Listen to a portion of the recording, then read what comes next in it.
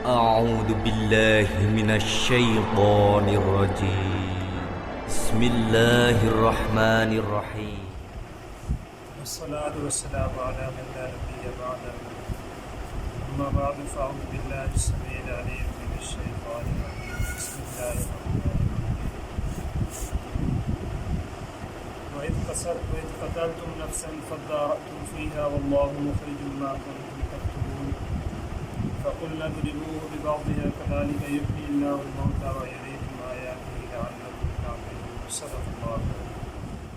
اور وہ وقت بھی یاد کرنے کے قابل ہے جب تم نے ایک جان کو قتل کر دیا تو تم اس کو ایک دوسرے پر الزام دینے لگے اس کے بارے میں، اور اللہ جل شانہ ظاہر کرنے والے ہیں اس بات کو جس کو تم چھپا رہے تھے.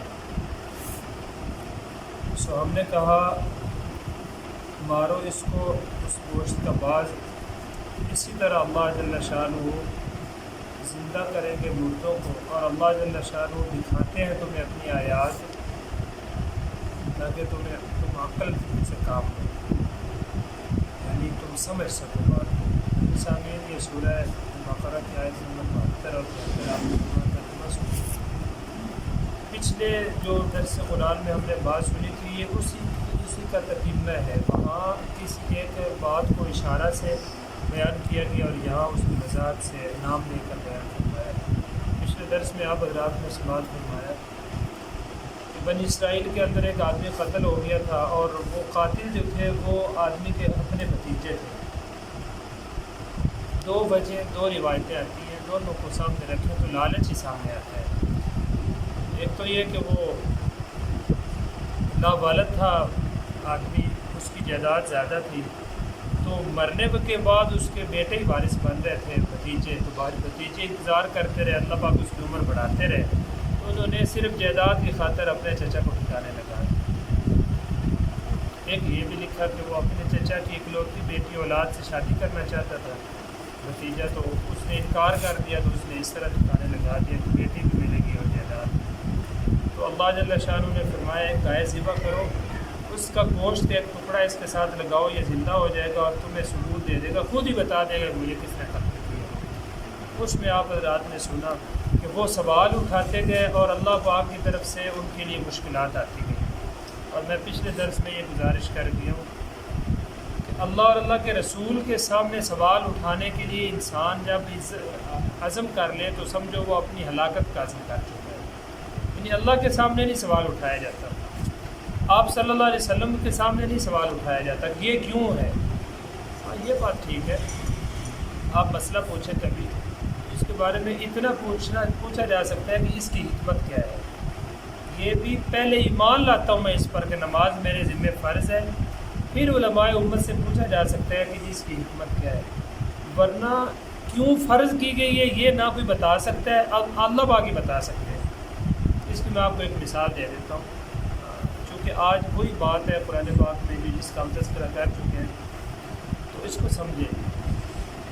آپ صلی اللہ علیہ وسلم نے سود کو حرام قرار دیا. اس دور میں یہ بہت بڑی مصیبت ہے سود کا مسئلہ. ضمن بعض ذہن میں آ گئی. مثال کے لیے اللہ پاک نے نا سود کی حرمت نازل فرمائی، اور لوگوں کا ایک سوال تھا کہ انما البیع مثل الربا. یہ عجب بات ہے بھائی، بے بھی تو سود جیسی ہے. یہ قرآن پاک میں انما البیع مثل الربا. مشرکین مکہ نے، کفار وقت نے یہ بات کہی کہ یہ نبی نئے آئے ہیں محمد صلی اللہ علیہ وسلم، یہ کہتے ہیں سود حرام ہے، بے حلال ہے. حالانکہ سود کے اندر بھی پرافٹ لی جاتی ہے، منافع لیا جاتا ہے، اور بے میں منافع لیا جاتا ہے. یعنی انہوں نے تشبیہ میں ایک بات جو مشترکہ تھی اس کو دیکھا، تو انہوں نے کہا انما البیع مثل الربا. یہ قرآن میں ان کے لفظ کو اللہ پاک نے بیان فرمایا انما البیع مثل الربا. بے بھی تو سود جیسی ہے، یہ اس کا ترجمہ ہے. تو اللہ پاک نے جو جواب دیا نا وہ کمال ہے، وہ مسلمان کو سمجھ آ جانا چاہیے. اللہ پاک نے ایسا تو نہیں ہے، سود اور بے ایک جیسے نہیں ہے. یہ کیسے ایک جیسے نہیں ہے؟ وہاں بھی پرافٹ ہے، یہاں بھی پرافٹ ہے. اللہ پاک نے جواب جو دیا نا وہ یہ بھائی ایک جیسے نہیں ہے. احل اللہ البیع وحرم الربا. فرق دیکھیں کہ اللہ تعالیٰ نے بے کو حلال قرار دیا ہے، سود کو حرام قرار دیا ہے، برابر کیسے ہو سکتے ہیں؟ سوال پھر وہاں آ گیا کہ جی اللہ پاک نے حلال قرار دی ہے، حرام قرار دے دی، اس سے کوئی سیٹسفائڈ نہیں ہوتا، اس کا جواب یہ ہے کہ بھاڑ میں جائے نہیں ہوتا۔ بھائی ایمان بالغیب کو سمجھتے ہیں نا ہم، ایمان بالغیب ہماری جو عقل ہے نا، ہاں عقل میں ہمیں بات سمجھ آ جائے تو بہت اچھی بات ہے۔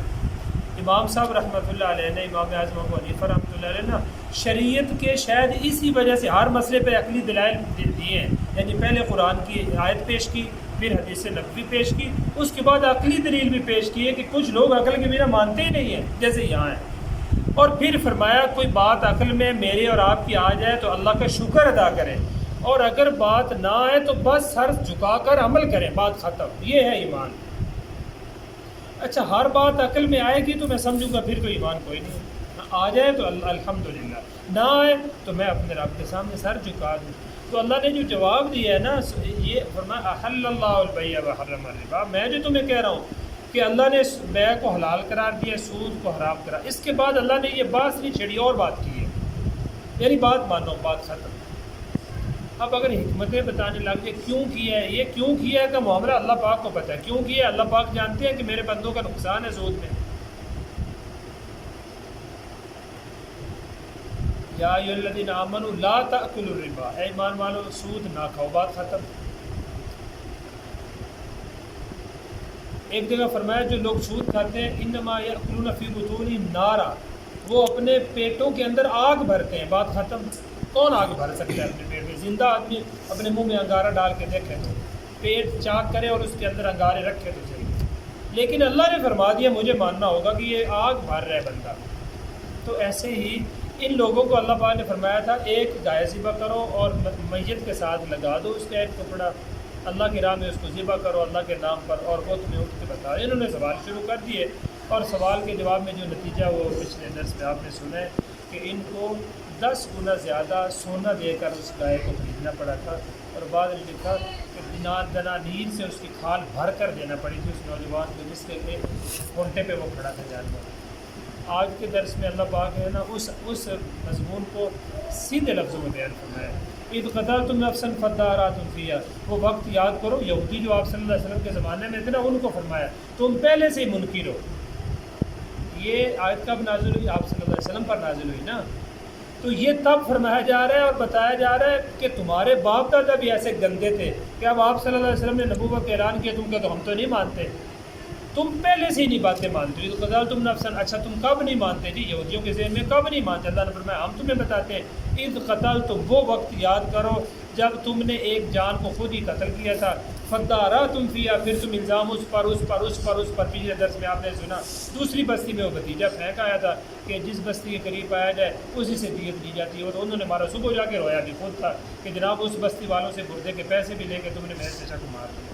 فادارأتم فیہا، تم پھر اس میں ایک دوسرے پر الزام بھی لگانے لگے۔ واللہ مخرج، اور اللہ پاک اس بات کو ظاہر کرنے کا ارادہ کر چکے تھے، ما کنتم تکتمون، جس کو تم نے چھپانے کا ارادہ کر دیا۔ اس کا مطلب یہ ہوا آج کے معاشرے کے اندر کوئی بندہ اپنے رب کے ساتھ جھوٹ کا معاملہ رکھے، نافرمانی کا رکھے، بندوں کے ساتھ کرپشن کا معاملہ کرے، ان کے ساتھ بددیانتی کا معاملہ کرے، کسی کے ساتھ چوری کا معاملہ کرے، کسی کے ساتھ خیانت کا معاملہ کرے، اللہ پاک اگر ظاہر کرنے پہ آئے تو جتنا بھی کسی کا ارادہ ہو چھپانے کا وہ نہیں چھپے گا۔ یہ ہمیں سمجھانا مقصد ہے۔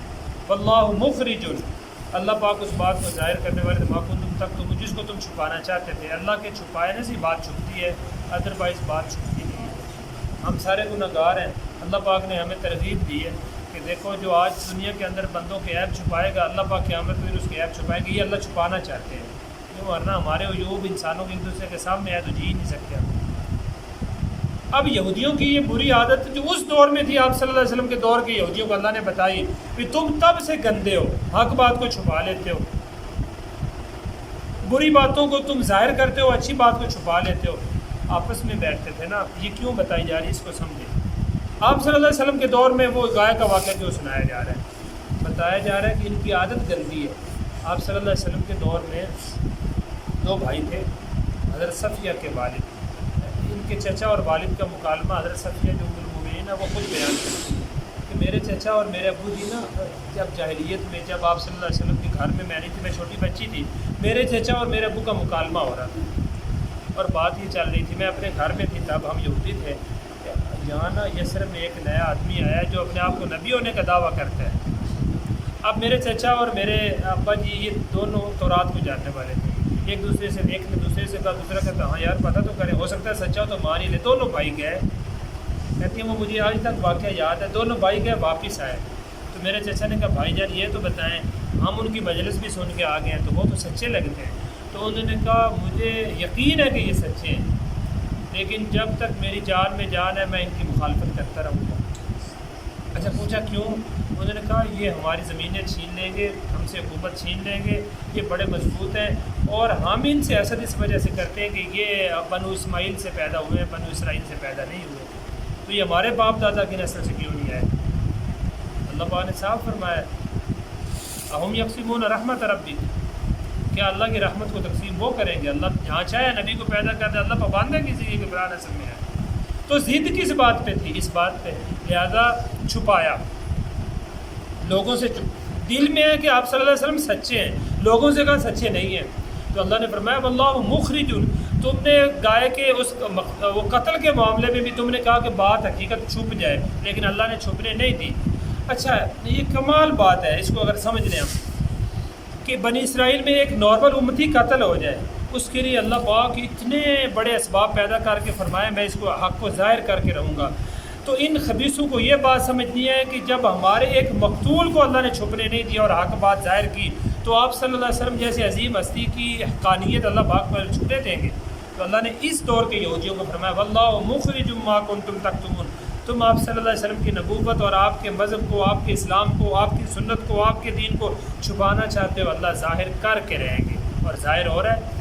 آج بھی کئی سارے انسان جو غیر مسلموں سے وہ آپ صلی اللہ علیہ وسلم کے اخلاق اور آپ کے زندگی سے متاثر ہو کر مسلمان ہو رہے، یعنی آپ کی حق بات آج بھی ظاہر ہو رہی ہے، اللہ چھپانا نہیں چاہتے تو نہیں چھپے گا۔ اور الحمدللہ ہم ہیں مسلمان کہ اللہ پاک ہمارے ذریعے سے اگر ہم صحیح طرز پہ آ جائیں تو ہمارے ذریعے سے آپ صلی اللہ علیہ وسلم کے دین کو اور بڑھائیں گے۔ اللہ پاک فرماتے ہیں اسی کی صفق النظر بباز، ہم نے کہا اس کے ساتھ اس آدمی کے ساتھ میں اس گائے کا پاس گوشت لگا دو تو زندہ ہو جائے گا۔ اب سوال ایک اور کھڑا ہو گیا، اس دور کے لوگوں کو ایک مسئلہ نہیں سمجھ آ رہا تھا، اس کو سمجھے، وہ سمجھایا ہے۔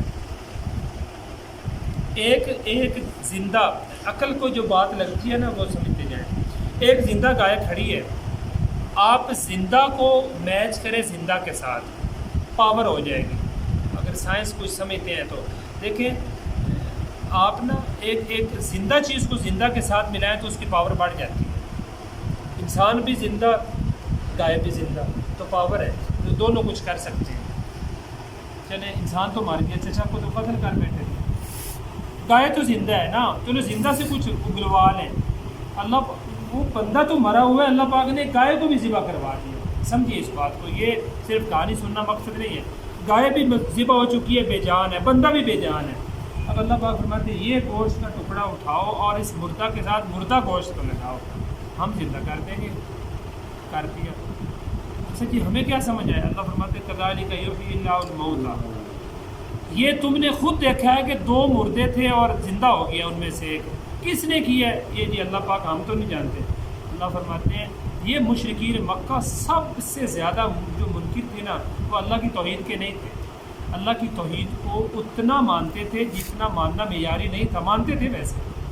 قرآن پاک میں 21ویں پارے میں جب یہ بھنور میں پھنس جاتے تھے نا کشتیوں میں تو کہتے ہوتے تھے دعوا اللہ مخلصین لہ الدین، نہیں لات منات کچھ نہیں، اللہ ایک ہی معبود ہے، یہ کہتے تھے، قرآن میں لکھا ہوا ہے۔ یعنی توحید پرست یہ تھے، معیار اگرچہ توحید کا نہیں تھا جو ہونا چاہیے۔ اچھا اختلاف کہاں سے؟ اختلاف یہ تھا، کہتے ہوتے تھے کہ جب ہم نیست و نابود ہو جائیں گے اور ہم ہڈیاں ہو جائیں گے ہم دوبارہ زندہ ہوں گے، یہ نہیں ہو سکتا، یہ نہیں ہو سکتا، دوبارہ جی نہیں سکتے۔ تو اللہ نے ان کو فرمایا وہ یہودیوں کے قصے کو تم نے نہیں پڑھا کہ ہم نے مردہ کو مردہ کے ساتھ ملا کر ہم نے لوگوں کو دکھا دیا کہ وہ بابا کھڑا ہو گیا تھا۔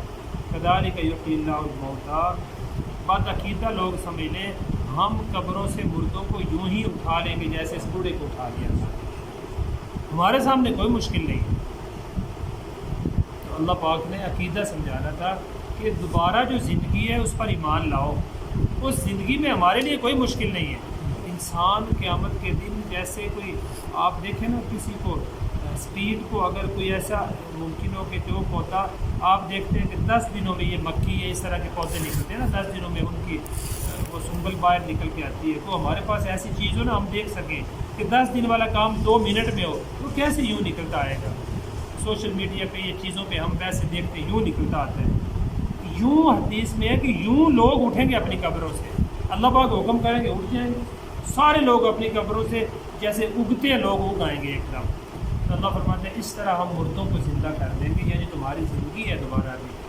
اچھا وَيُرِيكُمْ آيَاتِهِ، یہ آخر میں آیت میں اللہ پاک اپنی آیتیں تمہیں دکھاتے ہیں، لعلکم تعقلون، کہ تم اس دنیا میں کچھ عقل سے تو کام لو۔ تو لوگ اللہ کو نہیں مانتے اور بت کو مانتے ہیں، اس وجہ سے اللہ نے فرمایا لعلکم تعقلون، عقل سے تو کام لو۔ آپ کے پڑوس میں، بلکہ یہاں سے شاید اگر ہم زیادہ نہ کہیں تو شاید 30-40 کلومیٹر دور یا آپ کے یہاں سے ایسے لوگ موجود ہیں جو اپنے ہاتھ سے گھڑی ہوئی اتنے سے بت کو سامنے رکھ کر اس کو سجدہ کر لیتے ہیں۔ ان کے لیے آیت ہے اللہ پاک تمہیں نشانیاں دکھاتے ہیں اپنی قدرت کی، آیاتہ لعلکم تعقلون، عقل سے تو کام لو جو تمہیں اللہ پاک نے سب سے عظیم دولت دی ہے۔ میں اور جانور ایک وجہ سے فرق رکھتے ہیں کہ مجھے اللہ نے عقل دی ہے، جانور کو عقل نہیں۔ میں عقل سے اپنے رب کو پہچانتا ہوں، عقل سے آپ صلی اللہ علیہ وسلم کی سیرت کو، آپ کی صورت کو، آپ کی سنت کو جانتا ہوں، آپ کی اہمیت کی جانتا ہوں، آپ کی رہبری کو میں سمجھتا ہوں۔ اگر یہ عقل میرے پاس نہ ہوتی تو میں جانوروں سے برا ہوتا، کیونکہ جانور کو اللہ نے عقل نہیں دی، وہ پھر بھی کام کرتا، میں تو کتنے سارے کام اپنے مالک کے رب کے حکم میں مخالف کر جاتا ہوں۔ تو فرمایا کذالک یحیی اللہ الموتیٰ، اسی طرح مردوں کو اٹھا لیں گے۔ اس زندگی کی فکر کرو جب ہم تمہیں اٹھا لیں گے۔